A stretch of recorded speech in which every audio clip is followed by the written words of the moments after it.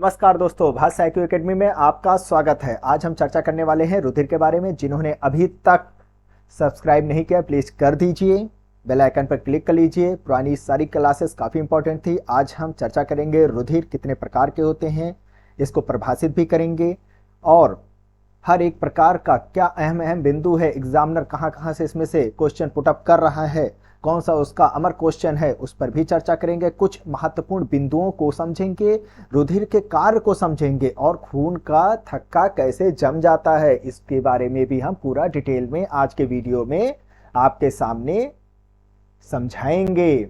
चलिए शुरू करते हैं रुधिर के बारे में। रुधिर यह एक तरह का क्या होता है? ये एक तरल संयोजी ऊतक होता है, याद रखिएगा इस चीज को, तथा प्राकृतिक कोलाइड होता है। तरल गाढ़ा होता है ना। अवयव मेनली दो अवयवों से मिलकर ये बना होता है, एक तो प्लाज्मा होता है और एक होता है ब्लड सेल्स, रक्त कोशिकाएं। अब जो प्लाज्मा होता है ये पूरे खून का, पूरे रक्त का 55% होता है, याद रखिएगा इस चीज को। ओके, ग्लोब्यूलिन, एल्ब्यूमिन और फाइब्रिनोजन यकृत में बनने वाले प्लाज्मा प्रोटीन होते हैं। इसका मेन कार्य क्या होता है? ये कार्बन डाइऑक्साइड हो गया, हार्मोन्स हो गया और अपशिष्ट को ले जाने का कार्य करता है।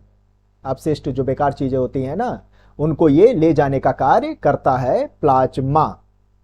चलिए अब हम जानते हैं रक्त कोशिकाओं के बारे में। ये 3 प्रकार के होते हैं, आरबीसी, डब्ल्यूबीसी और प्लेटलेट्स। क्या होता है आरबीसी, इसी पर हम चर्चा करते हैं। इसमें आपको केंद्रक बिल्कुल नहीं मिलेगा। कभी आपने देखा होगा आरबीसी का डायग्राम कुछ ऐसे होता है ना, बीच में ये ऐसे हल्का सा प्रेस किए हुए रहता है, कुछ ऐसा डायग्राम होता है आरबीसी का, रेड ब्लड सेल्स। रक्त इसमें केंद्रक बिल्कुल नहीं होगा, हल्का सा यहाँ पर प्रेशर मतलब दबा रहता है। इसका मेन काम, ये जो लाल होता है इसका कलर, ये किस लिए होता है? इस पर भी क्वेश्चन पूछ लेता है ना। हीमोग्लोबिन नामक जो लाल वर्णक होता है, इसकी वजह से ही रुधिर का कलर लाल होता है ना। कल ही बताया था ना मैंने पिछली वीडियो में ऑक्सी हीमोग्लोबिन के बारे में, कितना जरूरी होता है। ये ऑक्सीजन के वहन का कार्य करता है, जो कि हमको एनर्जी जनरेट, हमारे शरीर को एनर्जी देता रहता है। और क्या आपको मालूम है आरबीसी का जीवन काल कितना होता है? 120 दिन। तो क्या सर 120 दिन बाद ये खत्म हो जाता, मर जाता? अरे भाई, ये हमेशा बनता रहता है। हर 120 दिन जिसका हो जाता है टाइम पीरियड, उसके बाद वो समाप्त हो जाता है, नया उसकी जगह बन जाता है। तो ये चलता रहता है, समाप्त पूरी तरीके से नहीं होता है भाई लोगों। और रक्त का सामान्य पीएच मान कितना होता है? 7.35 से 7.45 होता है, याद रखिएगा इस चीज को। ओके, चलिए श्वेत रुधिर कणिकाओं के बारे में जानते हैं, व्हाइट ब्लड सेल्स के बारे में। ये केंद्रक युक्त होते हैं, इसमें आपको बीच में केंद्रक मिल जाएंगे देखने को। और इनका जो मेन कार्य होता है, संक्रमण से शरीर की रक्षा कर रहा होता है। जो हमारा श्वेत रुधिर कणिकाएं होती हैं, इन्हें शरीर के, ये हमारे जो बाहर से, ये समझ लीजिए कि हमारे शरीर के लिए एक सैनिक का काम करती हैं, बॉडी के लिए। बाहर से आने वाले जीवाणु विषाणु सभी से ये लड़ रही होती हैं, हमारे शरीर को बचा रही होती हैं, एक स्ट्रांग सेना की तरह खड़ी रहती हैं। और जब इनकी मात्रा कम होती है, ज्यादा हो जाती है, तो यही खतरा हो जाती है हमारे शरीर के लिए। आगे चल के उसके बारे में भी समझते हैं। रक्त कोशिकाओं में सबसे बड़ी होती है ये, ओके। और मोनोसाइट एवं केंद्राणु सबसे बड़ा श्वेत रक्त कण होता है, ये भी याद रखिएगा। और इनका जो जीवन काल होता है, वैसे पूछा नहीं जाता है, कुछ स्रोतों में बताया गया है 1 से 4 दिन, या कहीं कहीं बताया गया है 13 से 20 दिन होता है। ओके, तो ये ज्यादा इंपॉर्टेंट नहीं है, बस ऐसे ही दिमाग में आप याद रखिएगा।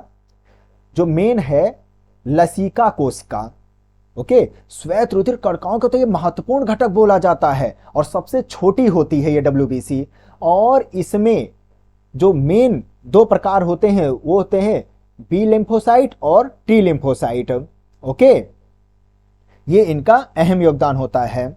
चलिए, ये जो होते हैं इनका निर्माण हमारे लसिका गांठ जो होती है, प्लीहा, थाइमस ग्रंथि, अस्थिमज्जा द्वारा किया जाता है। और ये एंटीबॉडी तथा या प्रतिरक्षी प्रोटीन का भी निर्माण कर रहे होते हैं। ओके, एंटी बॉडी या प्रतिरक्षी प्रोटीन का ये निर्माण करते रहते हैं।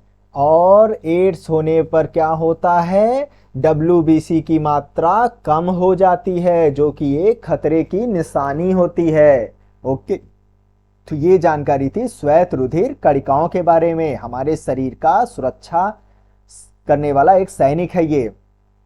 प्लेटलेट्स, ये क्या होता है, इसमें केंद्रक अनुपस्थित इसमें भी होता है। ओके, केंद्रक इसमें नहीं पाया जाता है।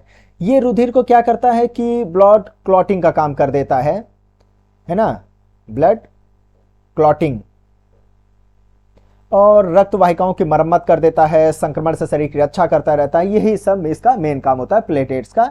बस इसमें बस इतना ही याद रखिएगा आप। अब चलते हैं कुछ महत्वपूर्ण तथ्यों के बारे में। ब्लड सेल्स का निर्माण कहाँ होता है, रेड बोन मैरो में होता है, यानी कि लाल अस्थि मज्जा में हो रहा होता है। ओके, ऐसे कुछ हमारी हड्डियों का शेप होता है। अरे ये क्या बना दिया मैंने, ये ऐसे, तो यहां पर हमारे कहीं पर हो रहा होता है अंदर, ये अंदर खोखले में। ओके, रेड बोन मैरो लाल अस्थि मज्जा में होता है। प्लीहा, ये आरबीसी का कब्रगाह कहा जाता है, क्योंकि यह मृत जो आरबीसी होते हैं उनको निपटाने का काम कर रहा होता है। ओके, अब ब्लड प्रेशर का नियंत्रण हमारे एड्रिनल ग्रंथि करती है, जिसे हिंदी में अधिवृक्क कहा जाता है। कौन, एड्रिनल ग्रंथि कर रही होती है। नेक्स्ट है, शरीर में रक्त की अपर्याप्त आपूर्ति को क्या कहा जाता है, एस्कीमिया कहा जाता है। एक चीज मैंने पिछले वीडियो में शायद कहा था, रक्त में ऑक्सीजन की अगर कमी हो जाए, खून में ऑक्सीजन की कमी हो जाए तो उसे क्या कहते हैं, हाइपोक्सिया कहा जाता है। ओके, और शरीर में रक्त की अगर अपर्याप्त आपूर्ति हो जाए तो उसे इस्कीमिया कहा जाता है। अंतर ध्यान दीजिएगा दोनों में, एक में खून के अंदर ऑक्सीजन कम हो रहा है और एक शरीर के अंदर खून कम हो रहा है, दोनों की परिभाषा में अंतर है। अब स्वस्थ मनुष्य से रक्त की कुल मात्रा, स्वस्थ मनुष्य में रक्त की कुल मात्रा कितनी होती है, 5 से 6 लीटर होता है खून आपके शरीर में। और हिपैरिन या एंटीथ्रोम्बिन जो होता है, ये प्रतिस्कंदक एंटीकोगुलेंट पदार्थ होता है, जो रक्त में धक्का नहीं होगा, थक्का होगा, रक्त में थक्का नहीं जमने देता है। अगर हमारा बॉडी के अंदर नसों में ही अगर खून जम जाएगा तो क्या कितना घातक होगा, इंसान की मौत हो जाएगी भाई ऑन द स्पॉट। तो हेपेरिन एंटीथ्रोम्बिन जो होता है ये खून को जमने से रोकता है, लगातार खून प्रवाहित होता रहता है हमारी धमनियों और सिराओं से। ओके, चलिए रुधिर का कार्य जान लेते हैं। भाई खून तो बहुत देखा है, काम तो कभी आपने सुना ही नहीं होगा। ये ऑक्सीजन, कार्बन डाइऑक्साइड, हार्मोन्स को एक जगह से दूसरी जगह ढो ढो के ले जाता है, रोगों से बचाव कर रहा होता है ये हमारे शरीर को। ओके, फिर चाहे विषैली हो, बाहर से आ रही हो, अंदर से हो, हर तरीके से रक्षा कर रहा होता है। WBC बताए थे ना अभी, प्लेटलेट्स उसमें भी बताए थे। शरीर की सफाई में सहायक होता है ये चीज। ओके, ये भी याद रखिएगा। टूटी फूटी मृत कोश का कचरे जो होते हैं, मलबे होते हैं हमारे शरीर के, WBC उनका भक्षण कर लेता है, खा लेता है उसको और साफ कर देता है। शरीर के टेम्परेचर को हमारे नियंत्रित किए रहता है, थक्का नहीं जमने देता है। ओके, हाँ, अगर बाहर खून बह रहा है तो कैसे थक्का जमता है, तो फाइब्रिन जो होता है आरबीसी के साथ मिलकर के, आरबीसी याद रखिएगा, मिलकर के रुधिर का थक्का बनाती है। ये चीज जरूर याद रखिएगा। फाइब्रिन एग्जामिनर का पसंदीदा लाजवाब प्रश्न। ओके, और शरीर के ताप का नियंत्रण कर रहा होता है रुधिर। चलिए ब्लड ग्रुप भी जान लेते हैं भाई। बताइए आप लोगों का ब्लड ग्रुप किसका क्या है, कमेंट में बताइए।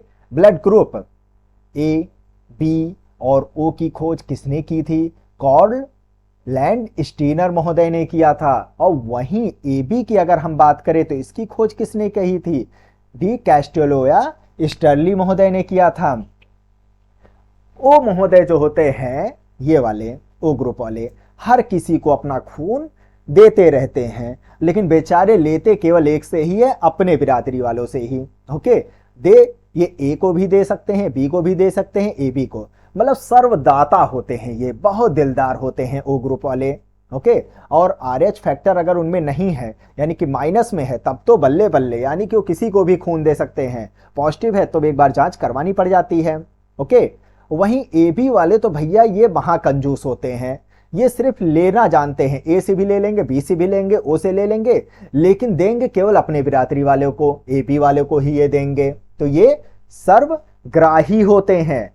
ऑक्सीजन सर्वदाता होता है और ए बी जो होता है सर्वग्राही होता है, हर कहीं से ये खून ले सकता है अपने अंदर। ओके, ऑक्सीजन हर किसी को खून दे सकता है, और ए वाले तो अपने में ही लेंगे या ऑक्सीजन से ले लेंगे। ओके, और बी वाला अपने में ही लेंगे या ऑक्सीजन से ले लेंगे। इनका ये दोनों तो अलग ही अपना चलते रहते हैं। ओके, तो आप समझ गए ये चीज। रक्त दाब का मापक यंत्र क्या होता है? स्फैग्मोमैनोमीटर होता है। मानव शरीर का रक्त दाब वायुमंडलीय दाब से अधिक होता है। सोचिए, वायुमंडलीय दाब से अधिक, कितना अंदर प्रेशर है आपके खून में। उबाल एंटीजेंस, ये एंटीबॉडी के निर्माण को बढ़ा देता है, उद्दीप्त कर देता है, ये भी याद रखिएगा आप। ओके, आरएच फैक्टर और एंटीजन, ये खोज कार्ल लैंडस्टीनर तथा वीनर ने किया था। एरिथ्रोब्लास्टोसिस फिटेलस केवल गर्भावस्था में शिशुओं में होने वाला आरएच कारक से संबंधित रोग होता है, खासकर जब पिता आरएच प्लस होता है, माता आरएच माइनस होती है, तब बच्चों में क्या होता है, शिशुओं में आरएच प्लस आ जाता है। तो इसे ही कहा जाता है एरिथ्रोब्लास्टोसिस फिटेलिस के नाम से जाना जाता है। ओके, तो ये जानकारी थी ब्लड ग्रुप के बारे में, रुधिर के बारे में। आज बस इतना ही, धन्यवाद। कल एक नए वीडियो के साथ आपके सामने उपस्थित होंगे। जय हिंद, जय भारत।